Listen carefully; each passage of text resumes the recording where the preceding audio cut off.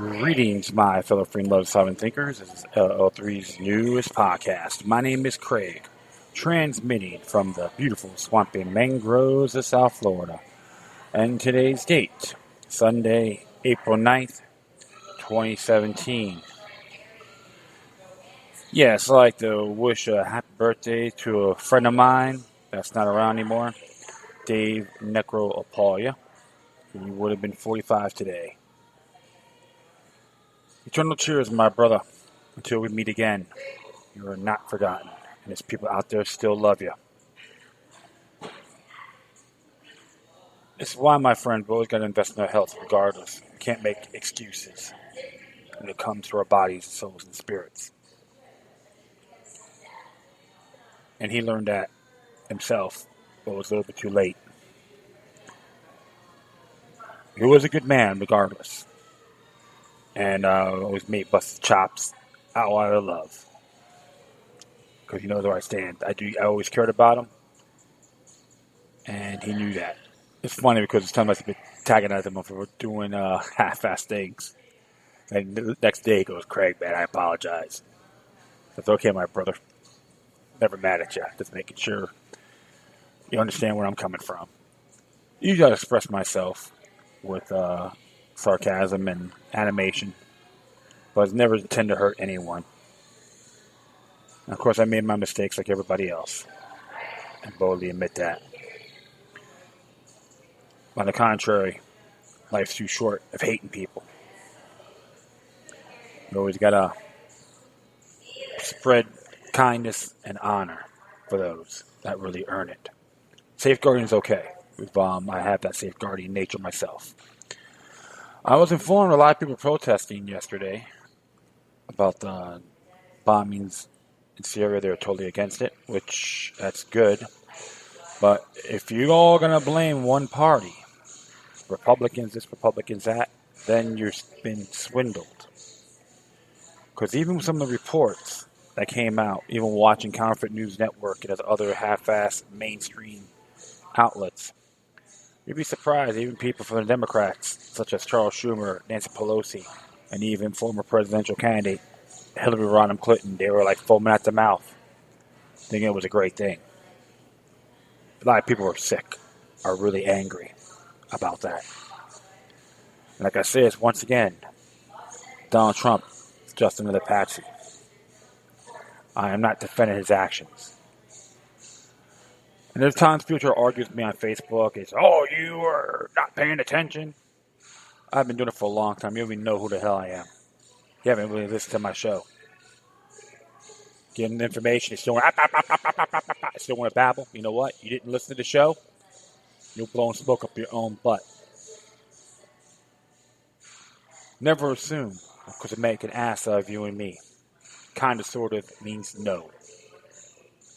I've been telling that's a pretty bad habit. Because have you ever make a comment or statement like that? I had a particular motive in front of a judge. They don't like that. Assuming. Or I think. I kind of, sort of. That doesn't fly. So don't start it with me or anyone else. I will say this.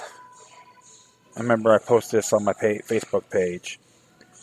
And, of course, I learned, Federal Jack and all that, we all share these things. It says here, if you haven't figured it out, both parties will spy on you. Both parties start illegal wars. Both parties are owned by banks. Both parties will continue the drug war. Both parties are slaves to corporations. Both parties will continue the police state. More things change, the more it stays the same. Always say, stay vigilant, regardless who's in there. Stop relying on Washington, D.C. to solve our problems. The old saying, want to make impact, plant a seed rather than an old tree. You folks comprehend that? Great. If not, think of it really well, and you can figure it out. So, mellow day. I'm at CJ's Java Lounge, located at 400 Southwest 1st Avenue, along the beautiful New River, southwest section of the Andrews Avenue Bridge, at the New Yacht Club complex, where the Club Squeeze is to be for all those fans of that particular facility. Had a good time there. Good people.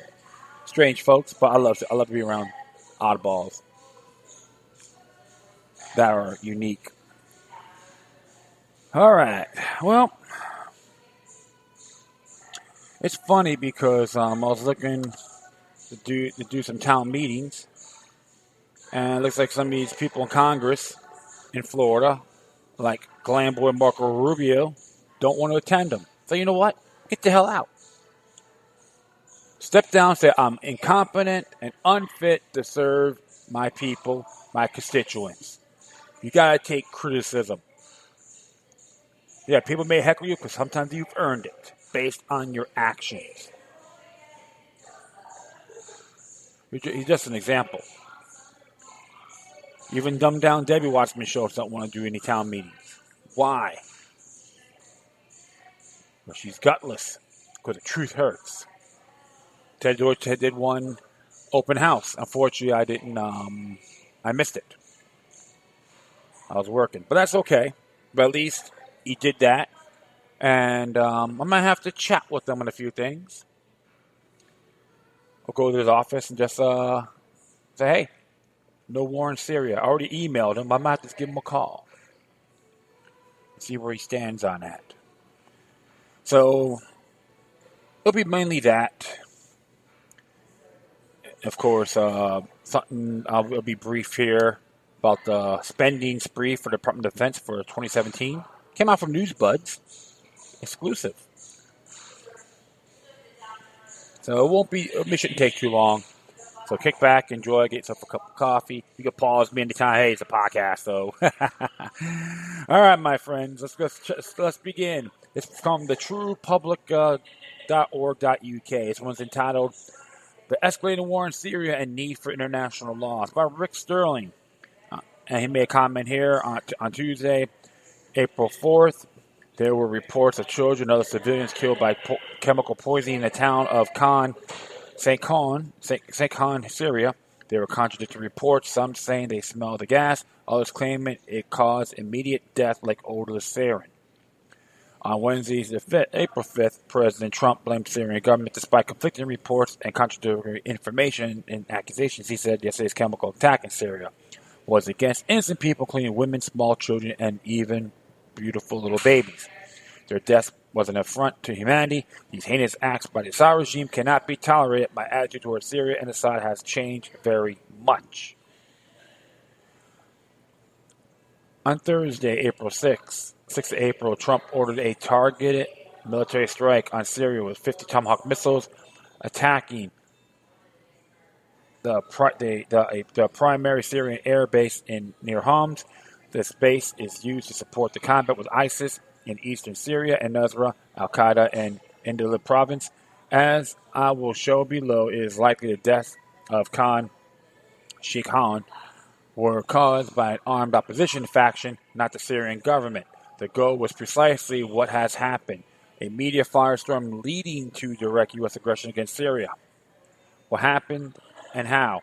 On April 4th, news broke of a chemical weapon attack in Syria. Western media and governments quickly blamed the Syrian government. Just as quickly, neoconservatives such as Senator John McCain recalled the 2013 crisis when President Obama ultimately decided not to attack. Israeli Prime Minister Netanyahu chimed in with a not-too-subtle renewed call for war on Syria. He tweeted that this time for the international community to fulfill its obligations from 2013. Climaxing for conflagration.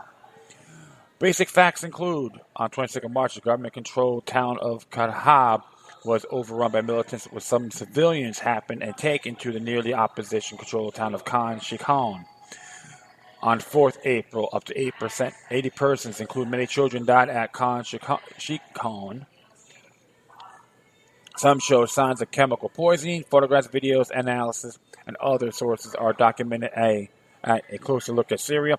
When the videos featured a UK-born and raised Dr. Sajum Islam. He received his UK medical license in 2012, but had the license suspended due to reports he was involved in kidnapping in Syria of journalist John Cantal. Many of the reports seen depict an area into a limestone quarry with apparent caves and storage depots. There are flatbed trucks with bodies scattered on the ground. This is a semi-industrial area. Other video shows scenes in medical clinic. Photograph shows white helmet individuals handling bodies without gloves, which is very strange if they die or were dying from chemical poison. Who is responsible? There are three theories about what happened. The Western government narrative is that the Syrian regime is responsible. They fired illegal chemical weapons into the town, primarily killing innocent civilians and many children. The Syrian army acknowledges firing airstrikes but deny using chemical weapons at this or at any time. This area was the base for militant attacks against government areas in Hama province in the preceding weeks. The Russian military defense say that militant had weapons production factory, including chemical weapon ingredients, that they may have been hit and caused by the chemical weapons deaths. A third theory is that kidnapped civilians from Khartoum were killed or poisoned by the militants as part of a staged event. Evidence pointing to the militants. Looking at the facts, history, and overall circumstances, it is far more likely the armed opposition is responsible for this event. Here is why. The incident is publicly helped the opposition and hurt the government. Crime investigations usually begin with the question, who has a motive? In this case, it's strikingly clear that the armed opposition and their supporters benefit from this event. They have used the story to further demonize the Assad government and make renewed calls for the U.S. and the world to intervene. The Syrian government is making steady advances in many parts of the country. They have no reason to use chemical weapons. They have every reason not to use chemical weapons. They know very well that the armed opposition has immediate access to major media. The accusations that the Syrian government intentionally attacks civilians is contradicted by their policies and actions, as demonstrated last December in Aleppo. Civilians are welcomed from opposition areas into government-controlled areas. Even Syrian militants were welcomed after they signed an agreement to lay down arms. It is also relevant to consider timing, that there is a pattern of sensational events helpful to armed opposition occurring simultaneously with critical intentional meetings or actions. In this case, the event in Khan Sheikhon occurred the day before an important conference in Syria in Brussels. Interesting there, okay? Peace talks. After this peace talks, someone's not happy, all right? The conference tilted. Supporting the future of Syria and the region has been effectively sidetracked by news about the chemical weapons attack and the Syrian government being blamed. 2 extremists were responsible for the August 2013 chemical attacks in Damascus. Western supporters of the armed opposition were quick to blame the Syrian government for the chemical attack in Ghouta on 21st August 2013. However, subsequent investigations by the most credible investigative journalists and researchers concluded the Syrian government was probably not responsible. Seymour Hersh and Rod Perry concluded the attack was most likely carried out by militants with support from Turkey. The in-depth examination, titled Who Gutau, concluded the only plausible scenario that fits this evidence is an attack by opposition forces. An MIT study made a detailed trajectory analysis and concluded that the missile could not have been fired from government territory and warned faulty intelligence could have led to an unjustified U.S. military action. Armed opposition groups having a story of staging incidents. From the start, the Syrian conflict has included an information war. Hillary Clinton boasted of training more than 1,000 activists, students, and independent journalists. In December 2012, NBC journalist Richard Ango was reportedly kidnapped and abused by Shabia supporters of the Syrian government. Engel and his film crew were liberated by the Free Syrian Army rebels after a gunfight with Assad supporting kidnappers. In reality, the entire episode from kidnapping to rescue was a hoax designed to demonize Assad's supporters and glorify the rebels. The true story emerged later, 8 years later, after the actual events were leaked. What was going to be made public, Engel finally admitted the truth. 4. Supporters of the armed opposition have a history of fabricating stories which demonize the Syrian government. In February 2014, it was announced that the defecting Syrian military photographer, who was anonymous but codenamed Caesar, had 55,000 photos showing the torture and murder of 11,000 innocent Syrian civilians. The news, sensational media attention with live interviews on CNN and front-page coverage throughout the Western world. The news relied on the judgment of legal prosecutors who verified the story and produced a Caesar report. This was released a day before the start of Geneva negotiations. It effectively disrupted the talks and facilitated the rebels' refusal to negotiate and walk away. In reality, the verification and report was commissioned by the government of Qatar, which has been a major funder of the armed opposition. Since then, it has been discovered that nearly half of the 55,000 photos show the opposite of what was claimed. They show dead Syrian soldiers and victims of explosions, not tortured civilians. This is just one of the findings confirming the fraud involved in this sensational story. A concise exposed Caesar is here. So there's links onto this. Everything here has links, so please check it out yourselves. How the public has been misinformed on Syria. Historian and journalist Stephen Kinzer has said coverage of the Syrian war will be remembered as one of the most shameful episodes in the history of the American press. Here are a few examples showing the bias, half-truths, and outright false statements regarding the events of Khan Sheikh. The PBS NewsHour typically features two guests who are questioned by the host. The problem is that their guests consistently share the same basic viewpoint. On 4th of April, one guest was from the Soros-funded Physicians for Human Rights. She claimed, "We know that sarin has been used before by the Assad regime. In fact, that has not been confirmed by any credible organization. On the contrary, the most thorough investigations point to sarin being used by the armed opposition, not the Syrian government." The other guest was Andrew Taylor from the neoconservative Israeli Associated Washington Institute. His editorial from Last Ball makes clear what he wants: the case for finally bombing Assad. The discussion on Syria at PBS NewsHour is consistently biased. New York Times featured story on 4th April was worst chemical attack in years in Syria. The U.S. blames Assad. One of the authors, Michael Gordon, was an influential proponent for the weapons of mass destruction in Iraq that justified the 2003 invasion, but has apparently not hurt his career. In his story on Syria, he and co-author Ann Bernard claimed that American intelligence agencies concluded the 2013 attack was carried out by the Syrian government. That is false. The intelligence agencies did not agree, and the assessment came from the White House, not the intelligence agencies. It is outstanding that they either do not know this or they are intentionally misleading the public.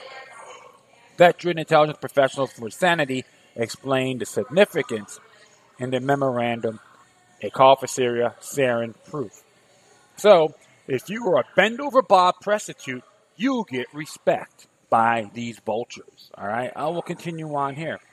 Democracy Now!, a popular television and radio show, is widely considered to be progressive, but is also highly biased in its presentation on Syria.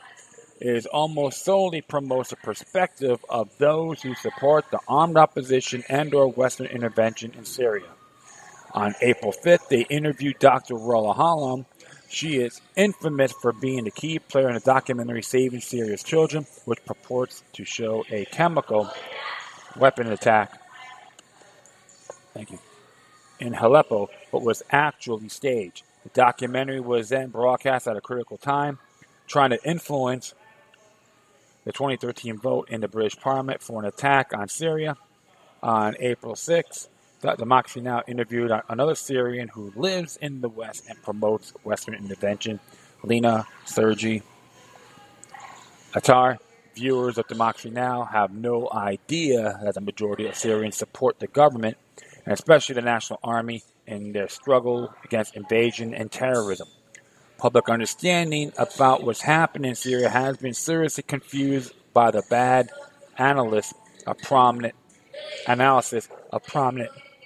analysts. Some have suggested that Israel was content to live with Assad. Former Israeli ambassador to the U.S., Michael Oren, clarified the truth as he said, "We always wanted Bashar Assad to go. Thank you, Uncle Tom. We always preferred the bad guys who weren't backed by Iran to those who were backed by Iran. In short, Israel prefers Al-Qaeda or ISIS, or better yet, the conflict to continue so that both sides are destroyed." For all those Christian Zionists out there and sympathizers say we got to protect Israel at all costs, let me tell you this. The people have the right to live, but they're getting screwed by their government as well. Criminal elements in their government. All right? So don't stop following the hype.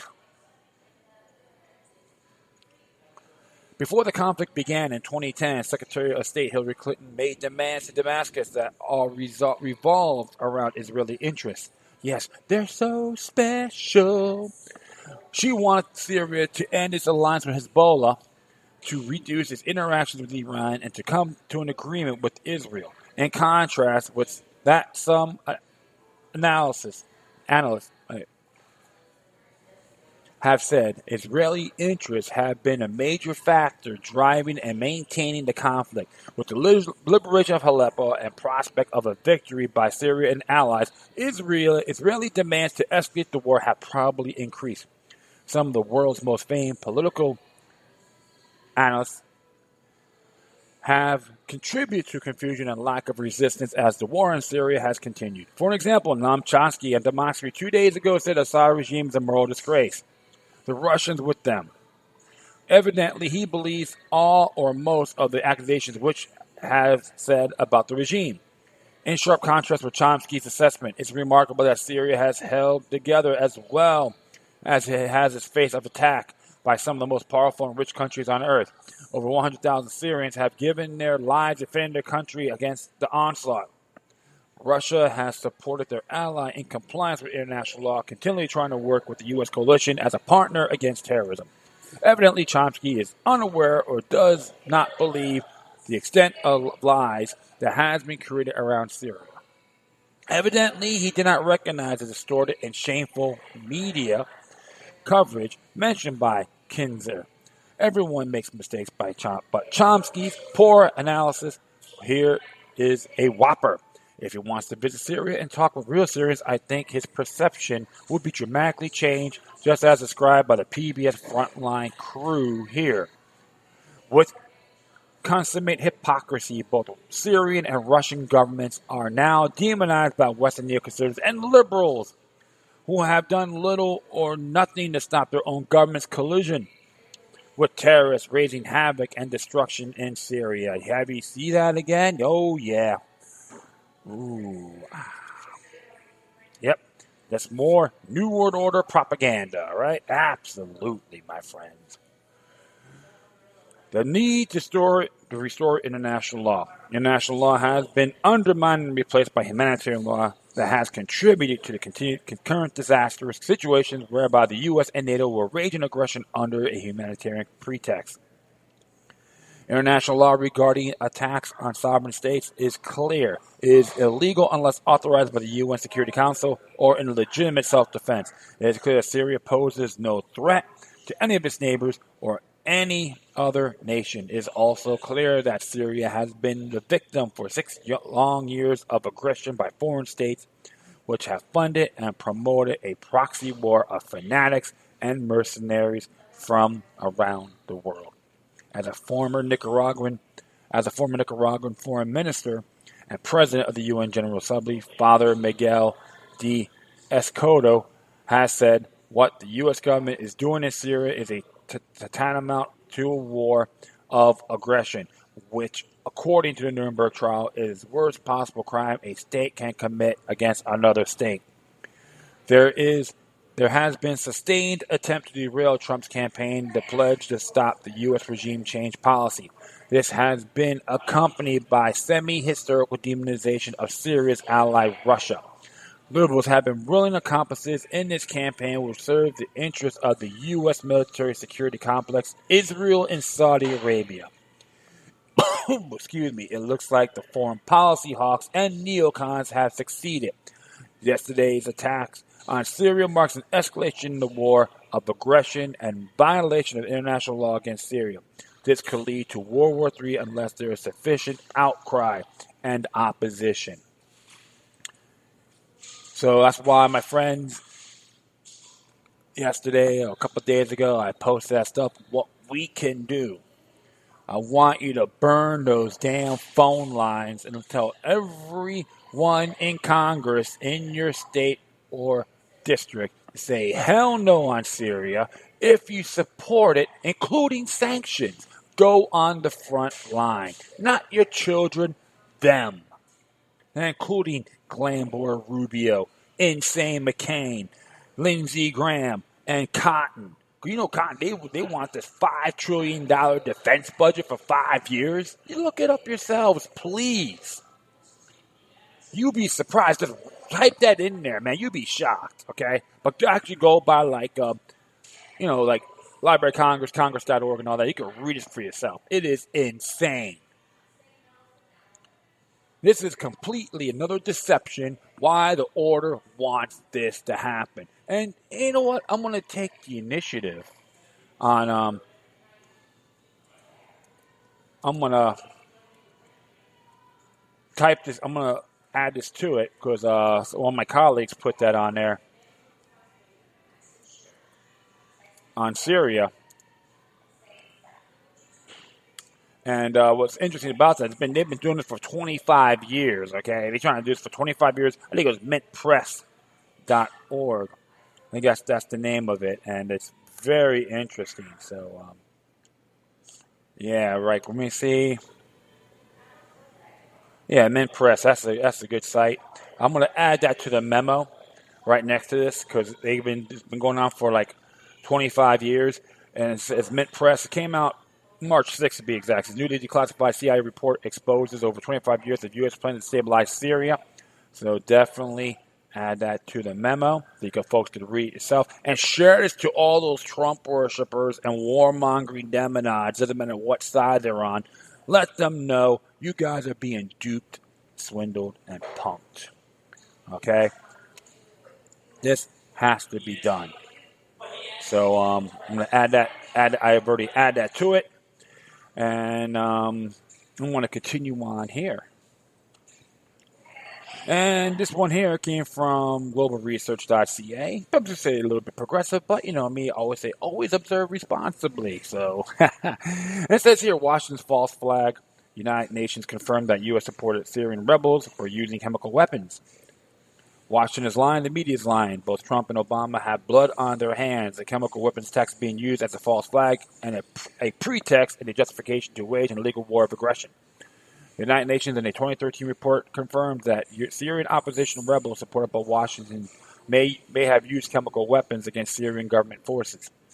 The UN refuted Washington's allegations that the government of Bashar al-Assad was using chemical weapons against its own people. When the UN mission findings confirmed that it is U.S.-sponsored opposition rebels, largely composed of al-Qaeda-affiliated groups, financed and supported by the Western Military Alliance, were responsible for these 2013 chemical attacks. Moreover, as confirmed in an earlier report, the al-Qaeda rebels were being trained in the use of chemical weapons by specialists or on contract to the Pentagon, Washington, which supports the opposition rebels in the use of chemical weapons rather than Damascus, is responsible for extensive crimes against humanity. And there's a newspaper article on here too with the Mail Online. So it's interesting right there. It says here, according to the UN 2013 mission led by Carla Del Ponte, Evidence from casualties and medical staff indicated that rebel forces in the Civil War had used deadly nerve gas agent sarin. Our investigators have been in neighboring countries interviewing victims, doctors, and field hospitals that there are strong, concrete suspicions, but not yet incontrovertible proof of the use of sarin gas. So, upon in an interview with the Swiss Italian television, there was use on the part of the opposition, the rebels, not by the government authorities. Last night, the UN Commission, looking into allegations of war crimes in Syria, tried to roll back on the comments by its human rights investigator, pointing out that conclusive evidence had not been discovered. However, the White House said it was likely that President Bashar al-Assad's regime, not the rebels, were behind chemical weapons use. Sarin has been classed as a weapon of mass destruction due to its potency and is banned under international law. The U.S. President Barack Obama has said that the use of deployment of chemical weapons in Syria will cross a red line that could lead to a foreign military invasion. The comments by Mr. Alpont, a member of the UN panel probing alleged war crimes in Syria, contradicts claims by Britain and the U.S. that intelligence reports showed Syrian soldiers had used chemical weapons. Instead, the United Nations Independent Commission of Inquiry on Syria has not yet seen evidence of government forces having used chemical weapons, which are banned under international law. So, more interesting stuff of what's been happening. So, like I said before, typical one world order platform. You know what I'm saying? So I'm gonna be. I'll be back a little bit. All right, cool. Just my dog got a little excited. See a nice little female dog out here. Really attractive. So he got a little excited. He's like, now, he's chilling. Like, oh my goodness. So it is a pet-friendly place. So if you ever come here to the CJ's Java Lounge, you bring your dogs, but make sure they're all good. All right, we have too much fun here. All right, my friends. Next one. I got this from Glamboy Rubio, Marco Rubio, and it says here, it came out a couple of days ago. It says here, Rubio Cardin colleagues introduced Syrian War Crimes Accountability Bill Act, and it says here, this from his website, goes here, U.S. Senators Marco Rubio, Republican from Florida, Ben Cardin, Democrat from Maryland, Jean Shaheen, Democrat from New Hampshire, Rob Corker, Republican from Tennessee, Bob Menendez, Democrat from New Jersey, and Todd Young, Republican from Indiana. Today introduced the Syrian War Crimes Accountability Act, which would instruct the U.S. Secretary of State to report on war crimes against humanity, and genocide in Syria, and authorize assistance for investigations and other credible transitional justice efforts, including a potential hybrid tribunal to hold Assad's regime accountable for their heinous acts. The Syrian civil war has lasted for 6 years, and hundreds of thousands of Syrians have been killed. Many at the hands of dictator Bashar al-Assad and his regime. Millions more have fled the country. Excuse me here. Oh, wait a minute here. Oh, sorry about that. As refugees, For more than 6 years, Bashar al-Assad has been committing horrific war crimes against Syrian people, including women and children. This bill is a first step towards ensuring accountability for the human rights violations inflicted against innocent civilians in Syria, said Rubio, chairman of the Senate Foreign Relations Subcommittee on Human Rights. We must bring to justice those responsible for the Syrian regime's barbaric attacks and repeated use of chemical weapons. Okay, Mr. Senator Rubio, flamboyant fashion model buffoon, will you turn yourself in saying I am a tyrannical stooge, you support the Patriot Act, you support more surveillance by the NSA, and you want to go to war, but you want our country and take our tax dollars to fight your pathetic, disgusting conflagrations? up yours, buddy. You're nothing more than a bend over Bob to the New World Order. All right. I'm sorry. I gotta just keep on going here. The United States must lead the international community in holding Assad accountable for his crimes and his brutal victimization of the Syrian people over the last 6 years, said Cardin, ranking member of the Senate Foreign Relations Commission. This bill will bolster America's commitment to ensuring that justice is ultimately served for the impunity which Assad and his regime have committed crimes against humanity, most recently evidenced by this week's barbaric use of chemical weapons against innocent men, women, and children. Time and time again, Bashar al-Assad has demonstrated that he is a brutal dictator with no regard for human life, said Shaheen, a member of the Senate Foreign Relations Committee and the Subcommittee on Human Rights. This bill is a more important step to ensure that Assad and his allies are held accountable for their acts of barbarianism. Over the last 6 years, Assad has committed crimes against humanity, torturing and killing women, children, and families. People of Syria deserve justice. But I'm gonna carry on, my friends. I'm sorry. Bashar al-Assad continues to demonstrate that he's a brutal dictator who belongs behind bars, said Corker, chairman of the Senate Foreign Relations Committee. The U.S. should contribute to a legitimate process that will pursue accountability for Assad and those guilty of war crimes in Syria. Bashar al-Assad is a ruthless dictator who has no regard to human life and no remorse for the horrific attacks he continues to perpetuate against his own citizens. Given the gravity of the deteriorating situation in Syria, the United States needs to play a leading role in the coordinated international response that comes with a clearly articulate strategy that our partners in the Middle East and around the world can support, said Menendez, a member of the Senate Foreign Relations Committee.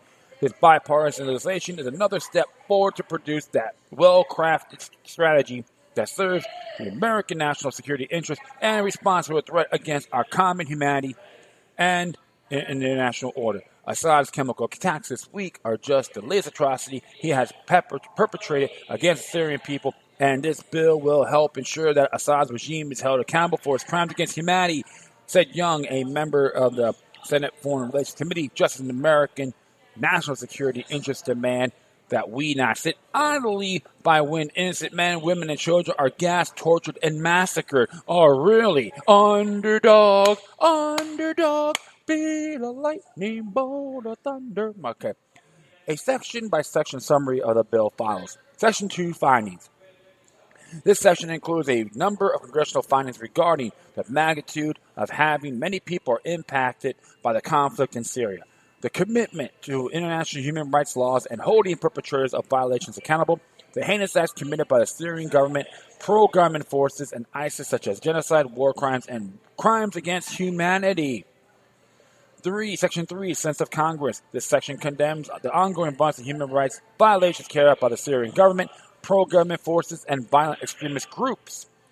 In addition, this section urges all parties to immediately put an end to all forms of violence and seize all violations of international humanitarian law and violations and abuses of human rights. This section also calls on the President to support efforts to ensure accountability for war crimes against humanity and genocide committed during the conflict. Section 4. This section defines terms used in this bill, including genocide, war crimes, hybrid tribunal, and transitional justice. Democide don't count, right? Absolutely. Section 5. Report on accountability for war crimes, crimes against humanity, and genocide in Syria. This section requires the Secretary of State to submit a report on war crimes, crimes against humanity, and genocide in Syria to the appropriate congressional committees. Subsection 5B mandates the following to be concluded in the report: a description of alleged war crimes, crimes against humanity, and genocide perpetrated during the civil war in Syria, and a description and assessment by the Department of State and other appropriate agencies of programs that the United States government has undertaken to ensure accountability for war crimes, crimes against humanity, and genocide perpetrated against the people of Syria, including programs to train investigators, promote transitional justice, document, collect, preserve, and protect evidence, and assesses the influence of accountability measures on efforts to reach a negotiated settlement. 6. The Transitional Justice Study. This section directs the Secretary of State, after consultation with other appropriate federal agencies, to complete a study of the feasibility and desirability of potential transitional justice mechanisms for Syria include a hybrid tribunal. In addition, the report should include recommendation of the transitional justice mechanism. The United States government should support why and how. Section 7, technical assistance authorized. This section authorizes support for entities performing various functions, such as identifying suspected perpetrators of war crimes, crimes against humanity, and genocide, collecting, documenting, and protecting evidence of their crimes, conducting a criminal investigation, and protecting witnesses, and requires biannual briefings on such support. The section also authorizes assistance after consultation with Congress and based on the study required under Section 6 to support the creation and operation of transitional justice mechanism, including a potential hybrid tribunal. Section 8, State Department Reward for Justice Program. This section specifically directs the State Department's rewards for justice programs to target suspected perpetrators of war crimes against humanity and genocide in Syria. Section 9, Independent International Commission of Inquiry on the Syrian Arab Republic. This section directs the State Department and the U.S. mission to UN to advocate an annual renewal by the UN Human Rights Commission and the Independent International Commission's inquiry on Syria. So, it's all more of a witch hunting game as usual. And these stooges, I got a question for you buffoons. How come you don't do that to Saudi Arabia? Oh, you just bend over for the kingdom of that tyrannical nation. So this is why I'm real critical with this. You have no merit whatsoever. You just a bunch of used car sales folks, as far as I'm concerned. And I'm being very polite. But one thing for sure, I will recommend everyone in the United States to vote no on this and anything on sanctions and going to war with Syria, period. This is nothing more than a monumental lie. If you have actual hardcore evidence, physical evidence, then I may reconsider.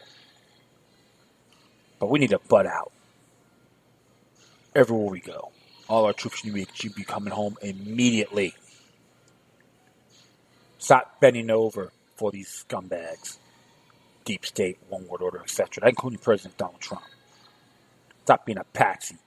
Be real. And I could tell folks about this too. I know, like 2016 elections, people that had the audacity to tell me you had to pick one or the other. You never tell a person like myself what to do, when to go to sleep, when to get laid, when to drink, when to smoke. I don't even smoke. On how to think. And you guys say we may not be friends. You know what? It'll be your loss, not mine. I'm not your nanny. You're not my nanny. I'm not your bellboy. That's how I am. Doing it for a long time, pretty damn consistent. People that know me for a long time will say, hey, been the same, but more mature. Admit that on geopolitics. And I'm not an expert. Boldly admit that. I make my errors too. And men have to say it on this show and in person.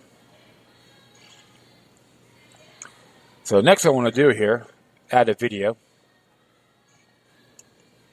by Press for Truth. Dan Dix is very good at, he got one here. Trump finally proved that democracy is a failed religion. So he has a great synopsis. I'll add that to the memo. And I'm going to do a little brief paraphrase here. This is such a long article. But it's by NewsBuzz exclusive report, a distillation of DoD spending, Department of Defense spending spree for March 2017, and Kristen Sorensen did a fantastic job. And it says right here, the DoD spent $34 billion. $50 million. Okay? So you can say 34.05 trillion. No, $billion, excuse me. On 296 individual contracts in March 2017. The Pentagon issues a jumbo list of contracts every business day around 5 p.m. local time. Our project distills an entire month of these contracts into accessible form. The U.S. Department of Defense has spent at least $34 billion, $50 million, something like that, on 296 individual contracts during, during March 2017. This amount does not include 30 foreign military sales transactions worth roughly $4,469,000,000. So, yeah, so you got that. Almost $4.5 billion, roughly speaking. All right? And it goes here, and it goes about, give you a thing about AM General received about 28 million, and we can go on to General Atomics, Lockheed, and it gives you all the information's all right here. And Boeing, of course, you got Critical Solutions. You know how much they got? Woo, $131,946,942 for FMS. And what is FMS? FMS, my friends, is foreign military sales. Okay, so, of course, you got United Technologies and DynCorp, DYNCORP, received $14,465,990. Aviation field maintenance, right? Woodward, Raytheon, I could go on and on and on. And AT&T received $12,025,001 for the priority telecommunications service to support Department of Homeland Security. All right. And USETCOM under here, Cardinal Health, $19,962,000 and $262,834 to provide Afghan National Army and National Police with general purpose pharmaceuticals. General Dynamics. Yeah, I can go on here, man. But I'm going to add that to the memo so you can really see this for yourselves. And this is totally insane. They're trying to bankrupt the United States. And you know what? You could blame every single one of those individuals in there. In Congress, the banksters. And you got to look at ourselves as well for standing there doing nothing. A little rebellion now and then is good, Thomas Jefferson once said. If we got to protest and say, piss on paying our income taxes, it can't be done. There's ways of getting around it. You got to start doing your homework. Don't be afraid of these bastards. Even if you're in jury nullification, guy has tax evasion, you can still say not guilty. Remember, you pay taxes. It's anything. Sales taxes. That's a basic question. So this is completely unacceptable, my friends. So read this thing, share it with everyone else you know. I always post on Facebook, Twitter, and all that, and my other media sites. Okay. All right, my friends, that is all for now. I'd like to thank everyone for listening to this show. Plus, feel free to download and share it throughout your social media networks. If you have any questions, comments, or you want me to send something that's interesting and may want to know, whatever you do, please have your correspondences, use your correspondences with decorum. Keep me on Facebook, Twitter, Google+, Spreaker, iHeartRadio, Tumblr, YouTube, Freedoms Network, Minds.com, Scene.life. That's 10, right? Yeah. Good. iHeartRadio. Or you can email me at LokiLuck3@gmail.com. Or if you'd like to be encrypted, LokiLuck03@protonmail.com. All right, my friends. Once again, thank you for your time. Plus, always remember that the demoniac resistance is healthy for the soul and can liberate humanity. Until next time, take care of yourselves. Keep on spreading the love, and may your guardian spirits be with you.